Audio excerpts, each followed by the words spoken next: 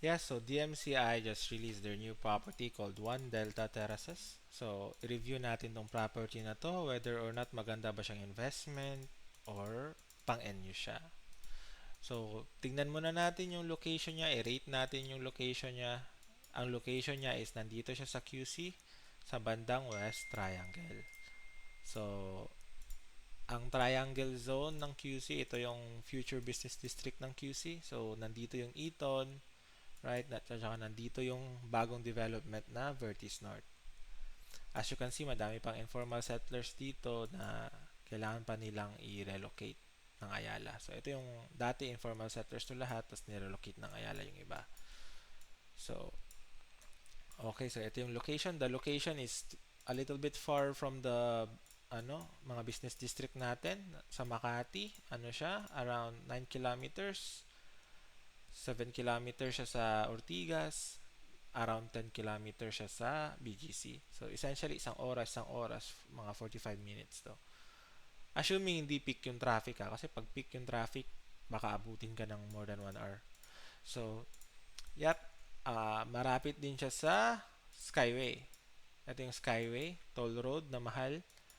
Tsaka, meron kang, train line. Right? So, MRT. So, 1.42, hindi siya walking distance. At least, kailangan mo mag-jeep or mag-public transport.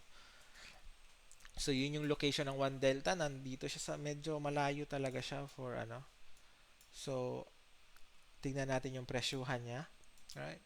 So, ang price per square meter niya for a studio is 270K, including na yung closing cost niyan. Tsaka 250K para sa mga 2BR, 3BR. So, pre-selling is only recommended if you don't have enough capital. Second-hand market is at least 30% cheaper than the pre-selling rate. So, essentially, pag may pera ka, may pang-down ka na 20%, recommend ko sa'yo na wag ka mag pre-selling. Kasi mas mura talaga ang second hand, matitirahan mo pa agad. So, yung opportunity cost ng pera mo, mas mabilis. Pero pag wala kang capital, pre-selling. Like, gusto mong bumili ng property, then pre-selling ka. So, para sa akin, i-rate yung location niya as like, let's say, 1 to 5. I would rate it as around 3. It's not really good for me. For its price, ha? Ang layo kasi niya masyado sa CBD. And, yeah, tas kailangan mo mag-public transpo. Tas matraffic banda dito. Um, then, ano pa ba? Like, for example, would I get this for personally? Ako, kukunin ko ba to pag may pera ako? Kukunin ko ba to as an investment? Answer ko dyan is no. Kasi masyado siyang mahal para maging viable siya for investment. Tsaka malayo siya sa CBD, which is a requirement para sa akin for investment kasi may vacancy rate tayo. Gusto natin na palaging may nagrenta sa condo natin. And madami talaga magrenta pag malapit ka sa CBD. Kasi nandun yung nagtatrabaho yung mga tao. Kaya nga sila nagrenta kasi ayaw nilang ma-hassle sa pag-commute. So, yeah, I would not get this for investment. For end use, again, end use is subjective. If gusto mo yung location na to at gusto mo yung design ng facade ng building, then get it, right? But I would have some like alternate choices for this. Kung gusto mo ng investment, merong Cityland North Tower dito. Kung gusto mo ng investment sa QC within QC lang. 180K per square meter lang to. Malapit ka pa sa subway, itong bagong subway, MRT 7, MRT 3, LRT. So, apat na train lines. Malapit ka pa sa Vertis North tong future development na to.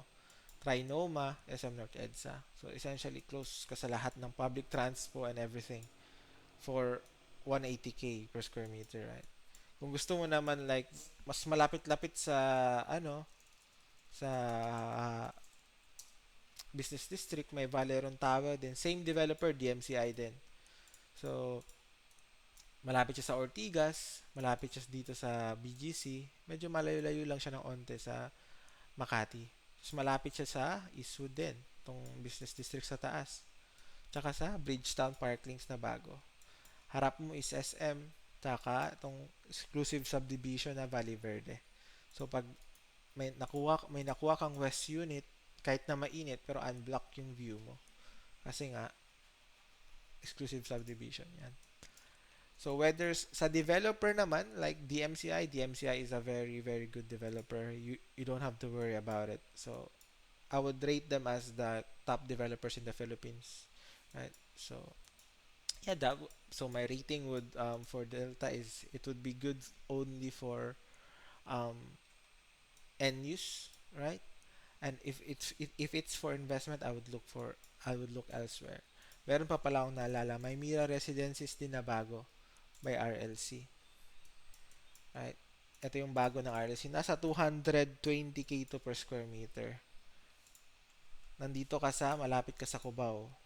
Dito, Cubao. Tsaka, malapit ka din sa subway, tsaka sa LRT. So, pag tinignan mo dito, ito yung bagong subway. So, 600, 700 meters. Medyo malayo-layo lakarin, pero kayang lakarin. 'Di ba? So, yun. Another option nyo din to if gusto mo Robinson's Land. Right? Yun lang. That would be my review.